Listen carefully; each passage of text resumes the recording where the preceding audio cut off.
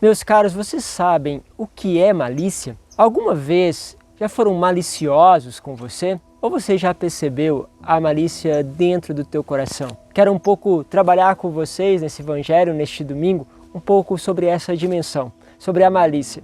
Vamos entrar no evangelho e vamos perceber o que ele tem a dizer a cada um de nós.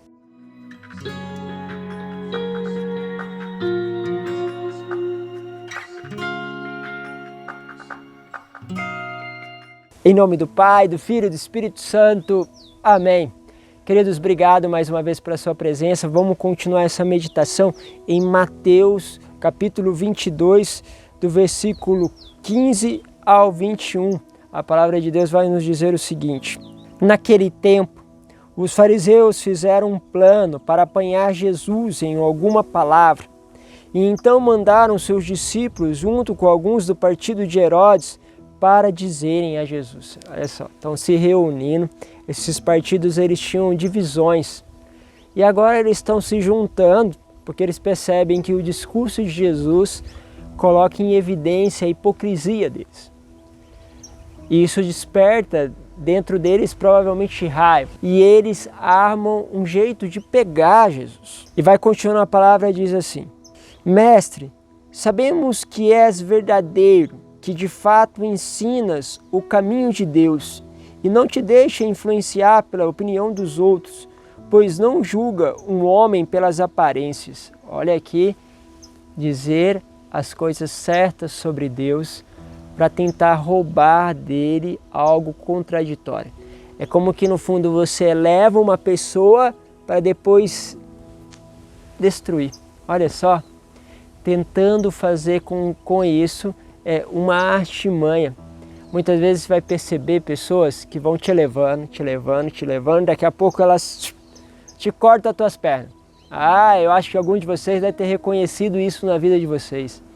Perceberem que vem aquela malícia: nossa, fulano me trata tão bem, me diz tantas coisas, faz aqueles convites, me convida para estar com a família, faz isso por mim, mas depois diz uma palavra por trás, fala uma situação que não deveria ter colocado ou coloca essa situação de uma forma muito pejorativa. Aquela pessoa te eleva para depois te cortar.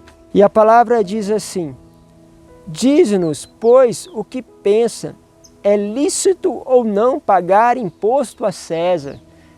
Estão colocando ele aqui numa situação aonde, se ele se coloca que não é lícito pagar imposto para César, ele é aquele que é revolucionário, aquele que está contra o império. Poderiam mesmo questioná-lo, poderiam colocar ele para ser preso. Por sinal, foi mais ou menos esse discurso de colocando Jesus contra o império como um revolucionário no sentido de político, de tomada de poder, que eles vão condenar Jesus à morte. Por outro lado, toda a população já estava farta de pagar imposto ao império. Sendo assim, se ele responde, paga imposto a César, se coloca contra o povo. Se fala, não paga, se coloca contra o império. Olha a situação onde ele está. Vocês vão perceber que esse tipo de critério é usado até hoje, quando você vai trabalhar com processos como aborto, contra a ideologia de gênero.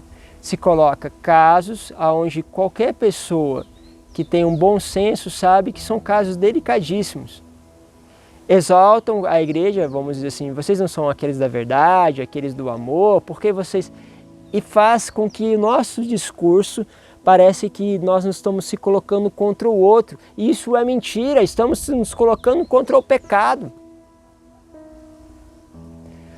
Porém, é como, atacando assim, fazem então destruir ou fazer com que nós nos colocamos contra pessoas. Isso não é verdade. Eles queriam colocar Jesus ou contra o império, aqui vamos dizer contra o governo, ou contra as pessoas. Veja-se, muitas vezes nós não somos colocados nessas situações. O que Jesus faz?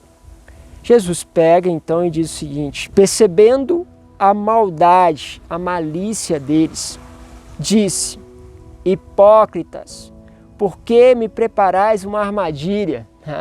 Essa maldade, essa malícia é a capacidade ou habilidade de enganar as pessoas.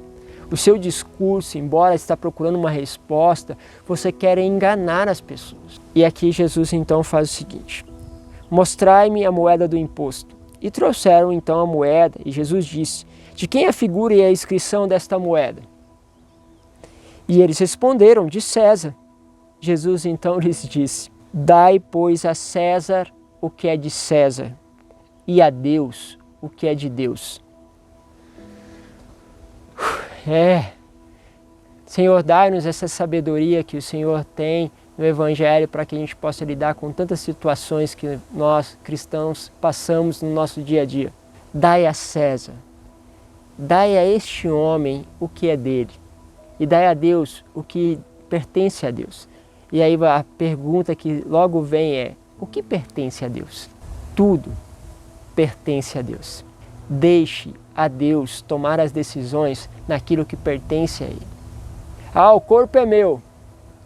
Se o corpo é seu, você tirou a pertença dele de Deus. Por isso, quando você faz isso, você tira de Deus e dá a si próprio. Você toma um valor que é de Deus e se apropria. De tal forma que você acha no direito de tirar a vida de outro que está dentro de você, como se esse outro te pertencesse, não pertencesse a Deus, e Ele fosse aquele que determinasse o início e o fim da vida. Você faz isso ao retirar muitas vezes também de você a tua própria vida. É interessante como nós vamos perdendo a capacidade de reconhecer o que é de Deus, porque a malícia, a maldade vai tomando conta de nós. E a gente começa não só a enganar os outros, porque isso talvez para nós cristãos seja uma coisa muito pejorativa, mas eu diria que a gente engana a gente mesmo. A gente não dá a Deus o que lhe pertence e tomamos posse disso. A malícia, por exemplo, quando eu me aproprio de um dom como se fosse meu, um dom de tocar, um dom de pregar, um dom de orar pelas pessoas. Dai aquilo que Deus quer que você dá. Quando eu me aproprio de um dom, uma intelectualidade, uma capacidade, de um serviço, de um governo, como se fosse meu, fazendo com que as pessoas se voltem para mim sutilmente, há uma malícia ao deixarmos que as pessoas comecem a ver a nós e não ver a Deus.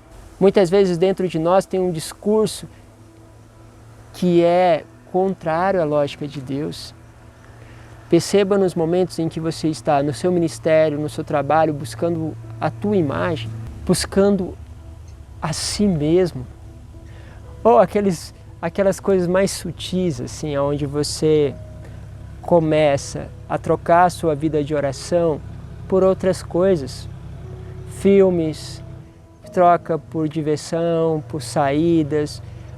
Meus caros, novamente eu repito muito isso para vocês. Não estou dizendo que isso seja ruim, mas eu quero te dizer que você vai enganando a si mesmo e vai tirando a vida de relação com Deus por outras coisas que você mesmo tem como princípio que não são maiores do que Deus.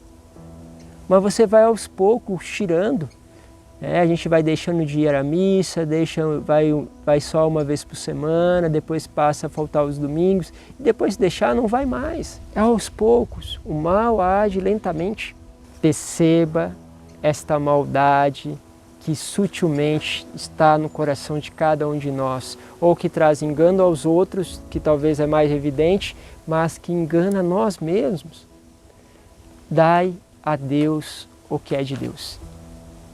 Deus os abençoe, um bom domingo, uma boa semana e dai a Deus o que é de Deus. Um abraço, Pai, Filho, Espírito Santo. Amém.